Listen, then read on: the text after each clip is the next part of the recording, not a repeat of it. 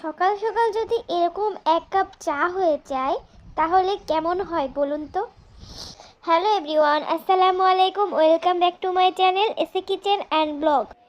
প্রিয় বন্ধুরা, আমি এর আগের দিন তোমাদের সাথে শেয়ার করেছিলাম অপরাজিতা চায়ের রেসিপি।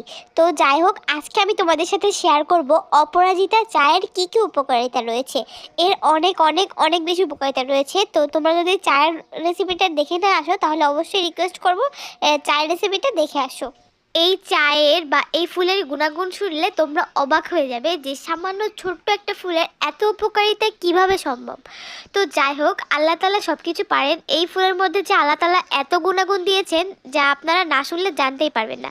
তাহলে চলুন জেনে নেওয়া যাক এই ফুলের বা এই ফুলের চায়ের কী কী উপকারিতা রয়েছে। নাম্বার 1, অপরাজিতা ফুলের চায়ের রেচক বৈশিষ্ট্য আছে, অর্থাৎ এটি খাবার হজমে সাহায্য করতে পারে এবং কোষ্ঠকাঠিন্য থেকে দূরে রাখে। নাম্বার 2, এই চা রক্তে শর্করার মাত্রা নিয়ন্ত্রণে সাহায্য করতে পারে বলে দাবি করেছে একটি গবেষণা। ফলে ডায়াবেটিস হওয়ার ঝুঁকিতে থাকা ব্যক্তিদের জন্য ভীষণ উপকারী অপরাজিতা ফুলের চা। এই অপরাজিতা ফুলের চায়ে রয়েছে কোয়ারসেটিনের মতো অ্যান্টিঅক্সিডেন্ট। এই অ্যান্টিঅক্সিডেন্টগুলো শরীরের কোষগুলোকে অক্সিডেটিভ স্টেজ এবং সম্ভাব্য ক্ষতি থেকে রক্ষা করে। নাম্বার 4, নীল চা বা অপরাজিতা চা হাইপারলিপিডেমিয়া বা রক্তে অত্যাধিক চর্বি জমা থেকেও রক্ষা করে। নাম্বার 5, শরীরের প্রদাহ কমাতে সাহায্য করতে পারে অপরাজিতা ফুলের চা।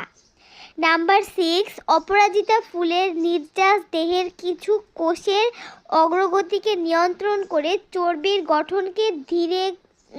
গঠনকে ধীর করে দিতে পারে। নাম্বার 7, হতাশা অনেকে থাকে না, অনেক হতাশায় ভুগছে, এইসব রোগীদের জন্য হতাশার বিরুদ্ধে প্রতিরোধ বাড়াতে পারে নীল চা। অপরাজিতা চা এলডিএল বা খারাপ কোলেস্টেরল কমাতে এবং শরীরে এইচডিএল বা ভালো কোলেস্টেরলের মাত্রা বাড়াতে সাহায্য করে। ফলে হার্ট অ্যাটাক, রক্ত জমাট বাঁধা এবং স্ট্রোকের মতো রোগের ঝুঁকি কমে। তাছাড়া রয়েছে অ্যান্টিঅক্সিডেন্টের গুণে ভরপুর অপরাজিতার চা শরীরে বয়সের ছাপ পড়তে দেয় না।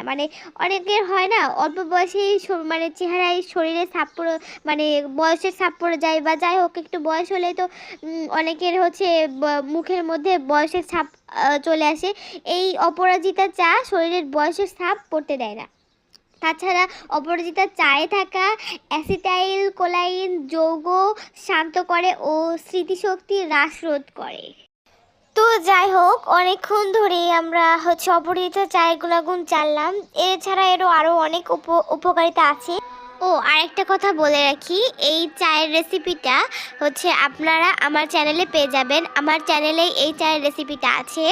এই ভিডিওটার ওপরে অথবা নিচে আপনারা এই চায়ের রেসিপিটা পেয়ে যাবেন। আমার চ্যানেলে গিয়ে ভিডিও যেখানে ছেড়েছি তা এই ভিডিওটার আশেপাশে এই চায়ের রেসিপিটা আছে। আপনাদেরকে রিকোয়েস্ট করব চায়ের রেসিপিটাও দেখবেন, তাহলে আপনাদের জন্য অনেক উপকার হবে।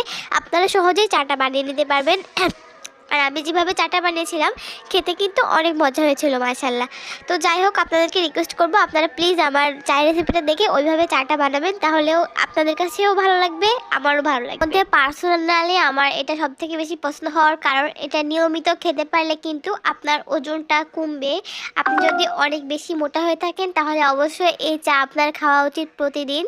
এই গাছ লাগানো কিন্তু খুব বেশি ঝামেলার না, আপনি সহজেই এই গাছ লাগাতে পারবেন। এই গাছ সবখানেই পাওয়া যায়।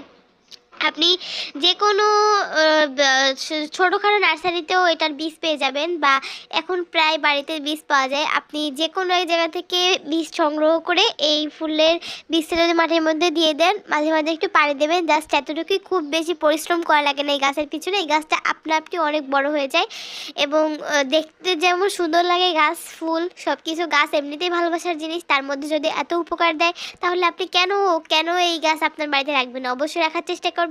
সবাই ভালো থাকবেন, আর আমার ভিডিও যদি ভালো লেগে থাকে অবশ্যই লাইক, কমেন্ট এন্ড সাবস্ক্রাইব করে পাশে থাকবেন। আজকের মতো এখানে বিদায় নিচ্ছি। আল্লাহ হাফেজ।